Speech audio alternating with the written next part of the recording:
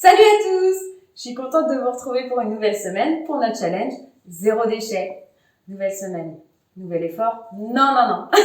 Je vous rassure, cette semaine, pas d'effort. Je sais que je vous ai pas aménagé ces dernières semaines. Je vous en ai demandé beaucoup. Changer vos habitudes, votre shampoing, votre savon, d'acheter des petites poubelles, d'acheter du vrac, de même faire de la couture. Bref, on oublie. Cette semaine, je vous promets une astuce zéro effort. Si, je vous assure, c'est possible. On va faire un truc très simple. Je vais vous faire part d'une petite confidence. Je bois énormément de café.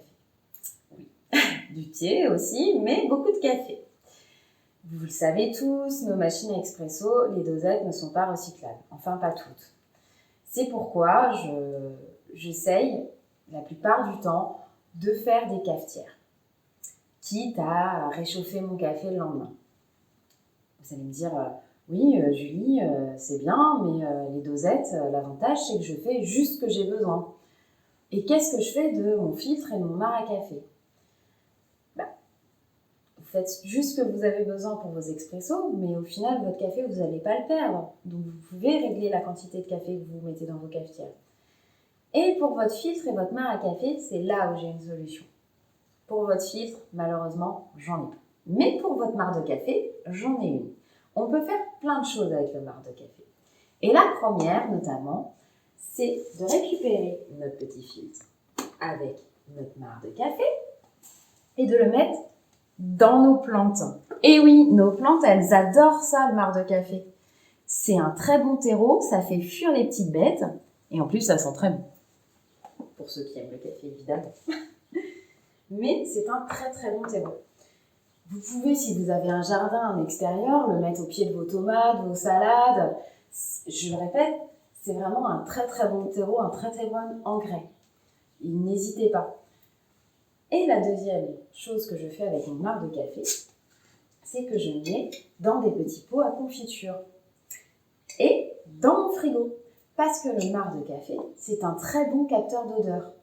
Et oui, vous savez, quand on ouvre la porte du frigo, le fromage qui sent pas très bon, les restes de je ne sais quoi. L'avantage du café, c'est que ça capte toutes ces mauvaises odeurs. Efficace. Je vous l'avais promis, zéro effort. Votre filtre avec votre marc de café, au lieu de le mettre à la poubelle, on le met soit dans ses plantes, soit dans son pot de confiture.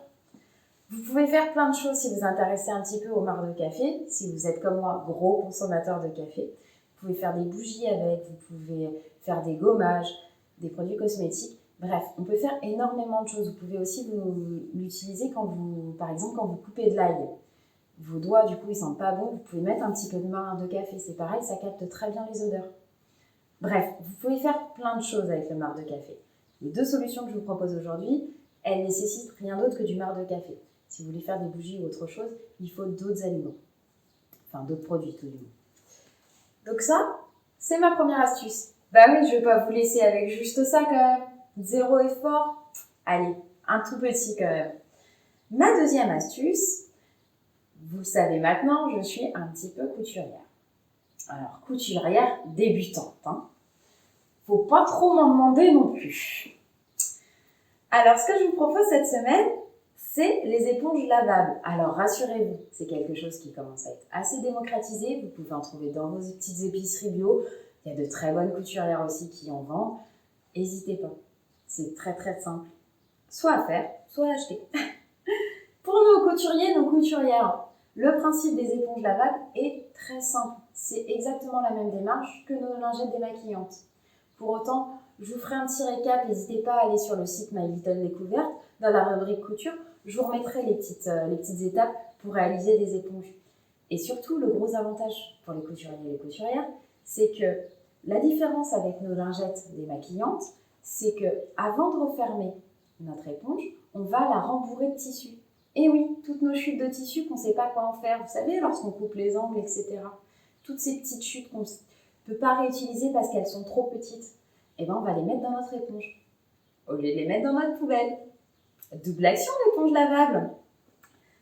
Alors moi, j'ai deux types d'éponges lavables.